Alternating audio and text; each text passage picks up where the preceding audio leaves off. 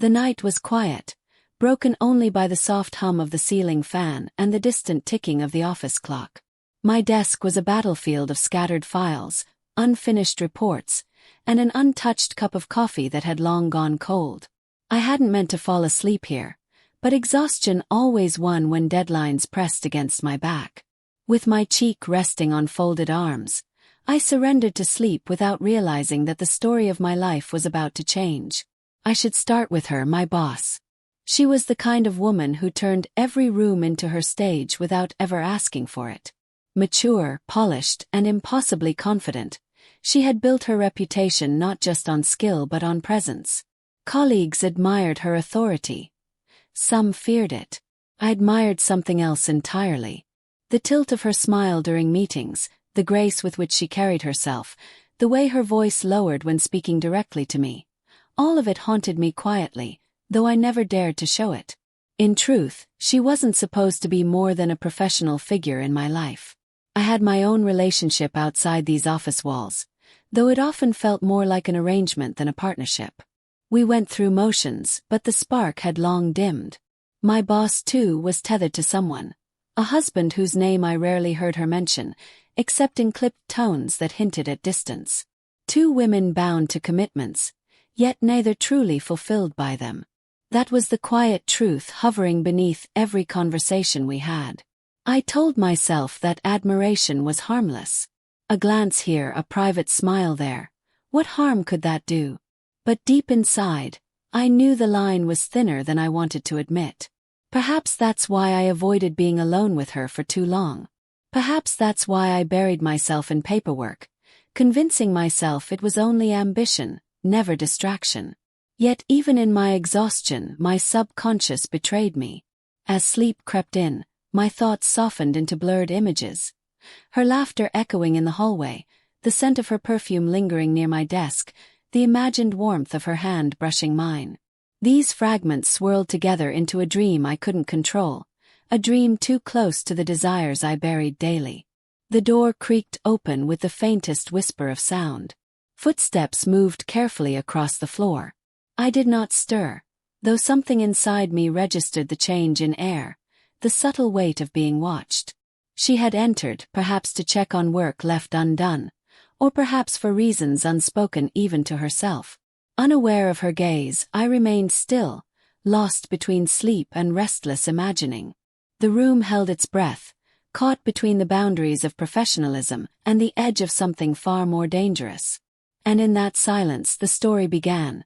Not with words, not with intention, but with the simple act of her standing there, watching me sleep. The air felt heavier than usual, though the room was silent. My eyelids fluttered, caught between waking and dreaming, as the faint echo of footsteps reached my half-conscious mind.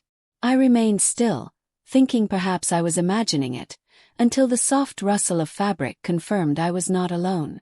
She stood there, my boss, still cloaked in her professional poise, yet something about her presence tonight seemed different. No commanding tone, no clipped instructions. Only quiet observation, as though she were studying a side of me she had never been permitted to see. For a moment she lingered at the doorway, her hand resting lightly on the frame. Then, with deliberate slowness, she crossed the room.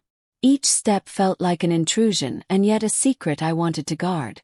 My heart, though still tethered to sleep, began to stir as if it somehow sensed the weight of her nearness. She stopped beside me, close enough that her perfume blended with the stale scent of coffee on my desk. The fragrance was subtle, warm, understated, and achingly familiar. She reached down, carefully adjusting the jacket that had slipped from my shoulders. It was a simple act of care, one that should have been forgotten in the shuffle of routine, yet in this moment, it carried the intimacy of a confession. Her fingers brushed my arm as she tucked the fabric into place.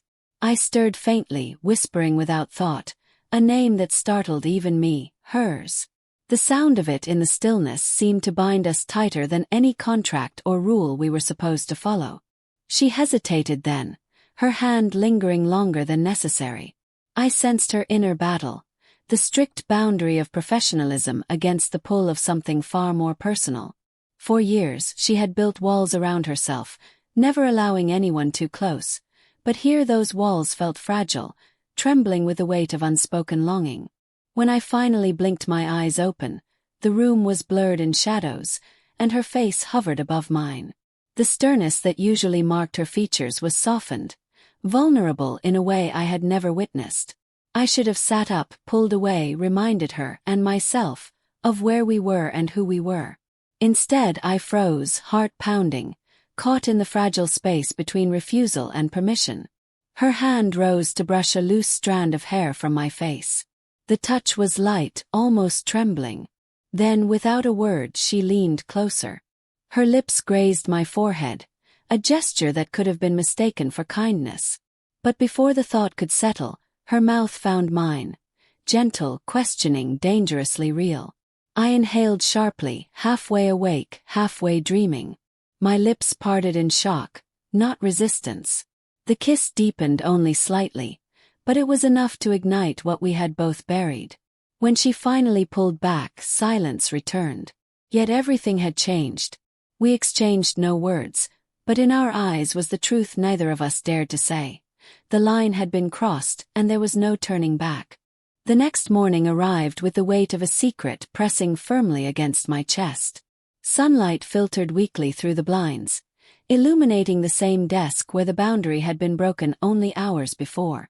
I replayed the moment endlessly. Her lips brushing mine, the hesitation, the silence that followed. It should have been dismissed as a mistake, something to bury under professionalism. Yet deep inside I knew it was only the beginning. At work, nothing outwardly changed. Meetings were held, reports reviewed, decisions made with her usual precision. But between us, an invisible thread had formed, taut and unrelenting. A glance across the table lasted a heartbeat too long. A brush of hands when exchanging documents sent sparks racing up my arm. Every interaction was layered now, every word balancing between routine and revelation. It wasn't long before we found excuses to remain behind after hours. At first, the justification was simple. Tight deadlines, unfinished projects, the need for quiet to concentrate. But the truth was simpler still. We were drawn to the solitude, to the chance of being together without the world's gaze. Those late nights blurred the line further, until work became only the backdrop to the stolen moments we carved out for ourselves. The secrecy made everything sharper, more intoxicating. A passing touch when no one was looking, a hushed whisper in the elevator, a stolen kiss in the darkened office. Each risk added fuel to the fire. I told myself it was just desire, a fleeting escape from the emptiness of my relationship. But the more time I spent with her, the more I realized it was not simply physical. She listened in a way no one else did, seeing pieces of me I had long hidden. Yet with each stolen moment, the shadow of guilt grew heavier. I avoided my partner's eyes, invented excuses for my late returns, and learned the art of half-truths. She, too, played her part at home, claiming overtime and work emergencies to explain her absences.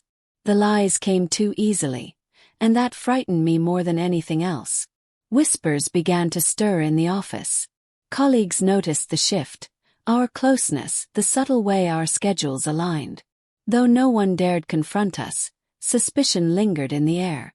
Every laugh shared in the hallway, every door closed behind us, carried the risk of discovery. And still neither of us stopped. One night, as we lingered in the dim light of her office, she leaned against the desk, her expression torn between desire and regret. "We can't keep this up," she whispered, though her hand reached for mine even as she spoke. I nodded, but neither of us moved. The truth was written in the silence. We had already crossed too far to turn back. What bound us was stronger than guilt, stronger than fear. The affair had begun, and with it came a question neither of us dared answer. How long before the secret unraveled? The thrill of secrecy can only last so long. What once felt like stolen treasure began to weigh on me like contraband I could never put down. Each morning I woke with two truths pressing against me. The life I pretended to live and the life I could not let go of.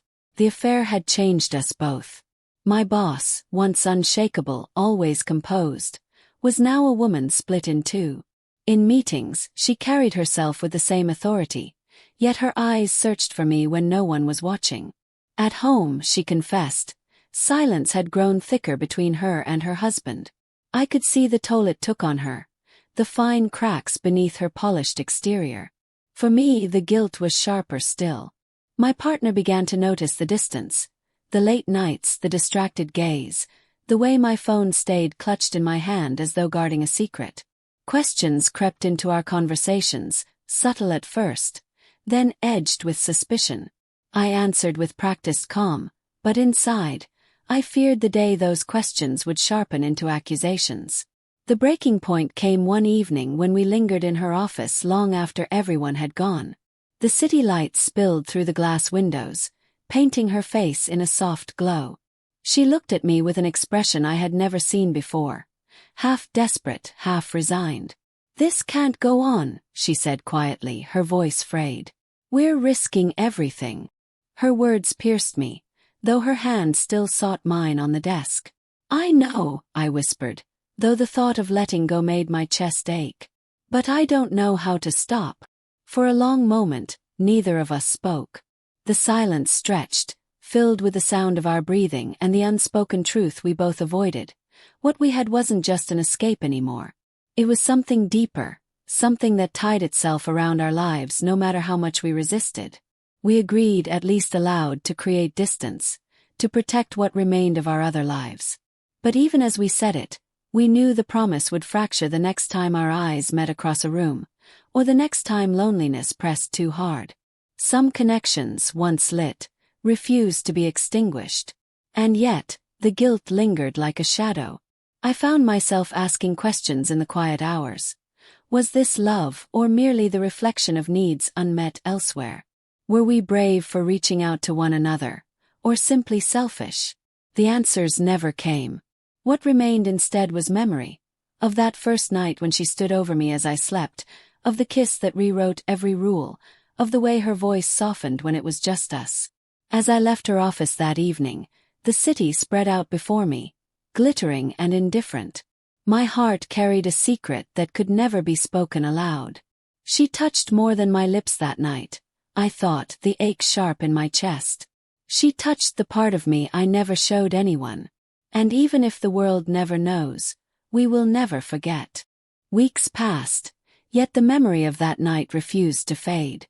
It clung to me in unexpected ways. In the sound of her heels clicking against the marble floor, in the scent of her perfume lingering after she left a room, in the quiet spaces where my thoughts betrayed me. Life returned to its routine on the surface, but beneath, nothing was the same. I carried on at home, answering questions with practiced ease, playing the role expected of me. Smiles, conversations, gestures, they all felt rehearsed, like lines from a play I no longer believed in. My partner sensed the distance, though they never named it outright. The unspoken hung heavy between us, a truth too sharp to touch. At work, she and I navigated our new reality with careful restraint.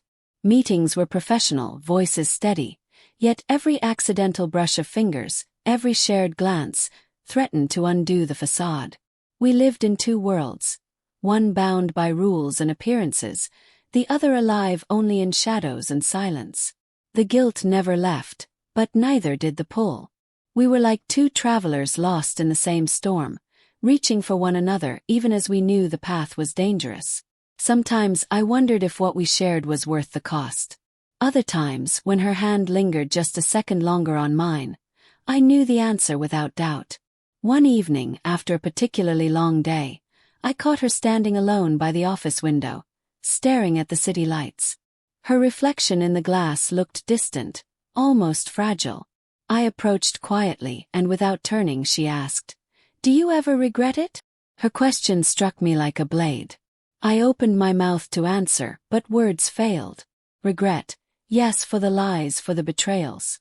But regret for her. For what we had found together. That I could never regret. "I regret the circumstances," I finally said. "But not you." Her eyes closed as though my words were both comfort and curse. She turned to face me then, and in that moment no one else existed. The office, the city, the entire world seemed to blur around us.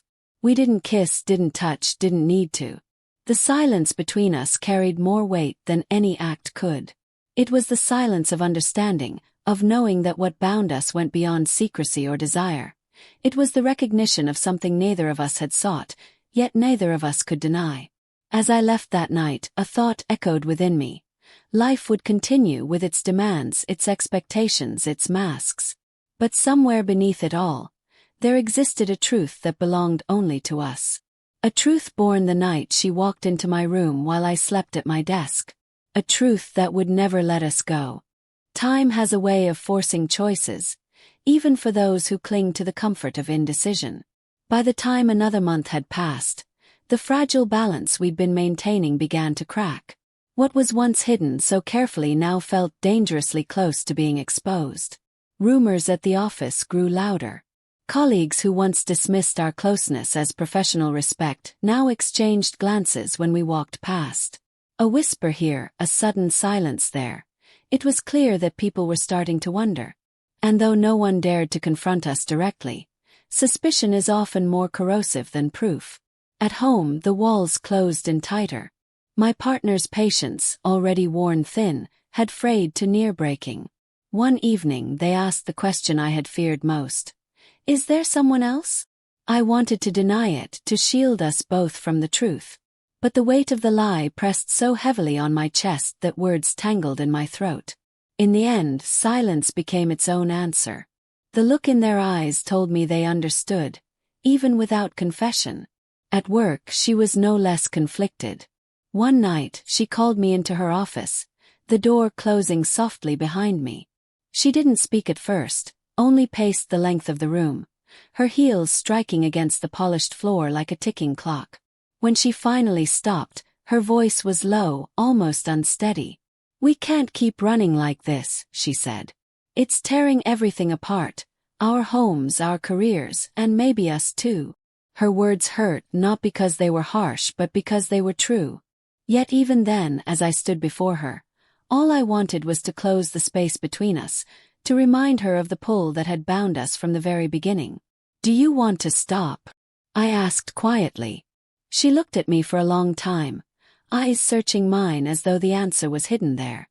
Her lips parted, then closed again, caught in the struggle between reason and desire.